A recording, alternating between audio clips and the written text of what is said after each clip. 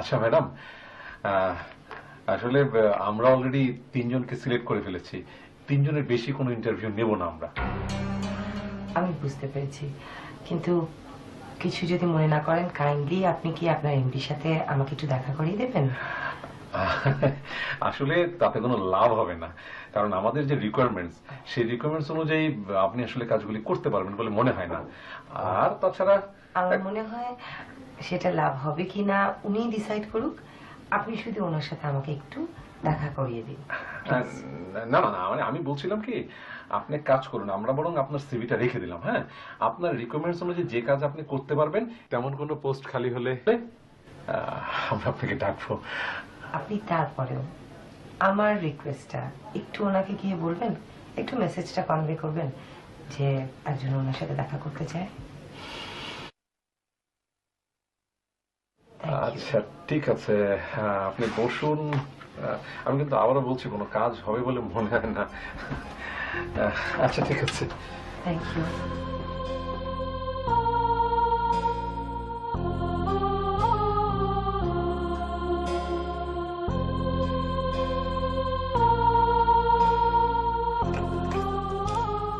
তিনজন হয়ে গেছে? ইয়েস স্যার, 3 জনকে আমরা সিলেক্ট করেছিলাম, কিন্তু স্যার এখন এই 4 জন হয়ে গেছে স্যার। মানে স্যার, ওই মেয়েটা এসে বলছে সে নাকি এই চাকরি করার যোগ্য। কেন? স্যার, আমাদের রিকোয়ারমেন্ট অনুযায়ী উনি সবকিছু করতে পারছেন, কিন্তু স্যার তারপরও তাকে আমাদের ডিসকোয়ালিফাই করতে হচ্ছে স্যার। তাহলে ডিসকোয়ালিফাই করলেন কেন? হ্যাঁ, মেয়েটা অন্ধ স্যার, মেয়েটা অন্ধ স্যার, মেয়েটা অন্ধ।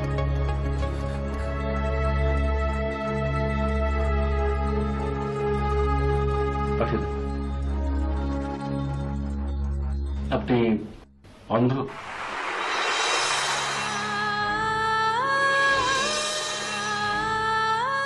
এটা আমার অযোগ্যতা যদি হয়ে থাকে, তাহলে আর আমার বলার কিছু নেই। আচ্ছা, আরো বাদ বাকি আরো 3 জনকে রেখেছিলেন না?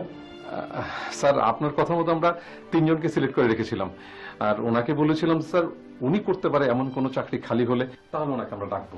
কিন্তু স্যার, এক্সকিউজ মি, আমি একটু বলি, যেমন ধরেন ড্রাফট করা অথবা শিডিউল মেনটেন করা, এগুলো কোনোটাই কিন্তু আমার জন্য খুব কঠিন কিছু না। মানে মানে আপনি যদি কিছু মনে না করেন, আমি কি একটু আপনাকে দেখাতে পারি? Please please. Thank you.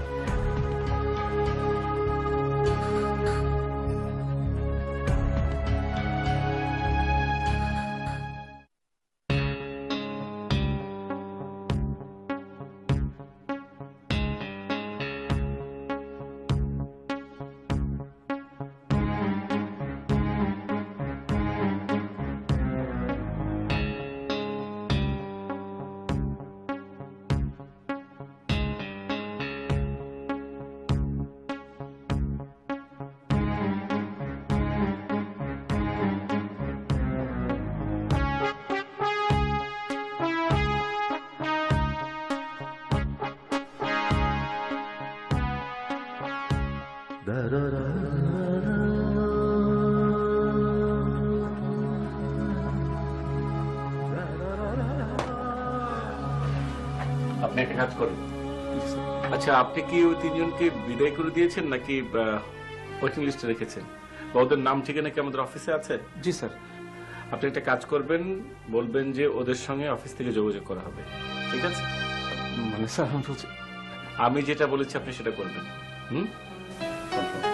Okay sir, thank you madam.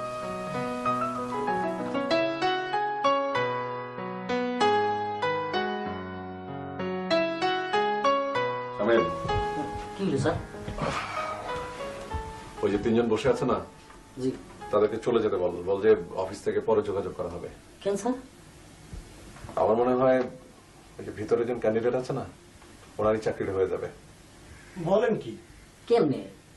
তোরা যেটা বলছিস সেটা কর, যা। না না স্যার, সেটা তো কোনো সমস্যা নাই। মনে করেন চাকরি হয়ে গেলে তো ম্যাডাম ম্যাডাম কই অস্থির বানায় ফেলাইতাম। আর মনে করেন গিয়ে তারপরে গেট আউট করে দেবো। এই, তোরা কি আমি গেট আউট করতে বলছি? সুন্দর করে বুঝায় বলবি অনিবার্য কারণবশত আজকে নিয়োগ প্রক্রিয়া স্থগিত, পরে আপনাদেরকে যথাসময়ে জানানো হবে, ঠিক আছে? আচ্ছা স্যার, অনিবার্যর কারণটা কি? মানে ওই যে মারামারি হইলে ভার্সিটি বন্ধ যায়, দোষ পড়ে অনিবার্য কারণ। আবার হরতাল হইলে পরীক্ষা পিছিয়ে যায়, ওইটারও দোষ পড়ে গিয়ে অনিবার্য কারণ। এই বন্ধ সেই বন্ধ, কত বন্ধ স্যার। আরে তোরে এত বুঝতে পারো, যা তো যা, যেটা বলছিস সেটা কর, যা। জি স্যার, শুনতেন না দেখছি। জিএম সাহেব, একটু বিলটা দেখেন তো।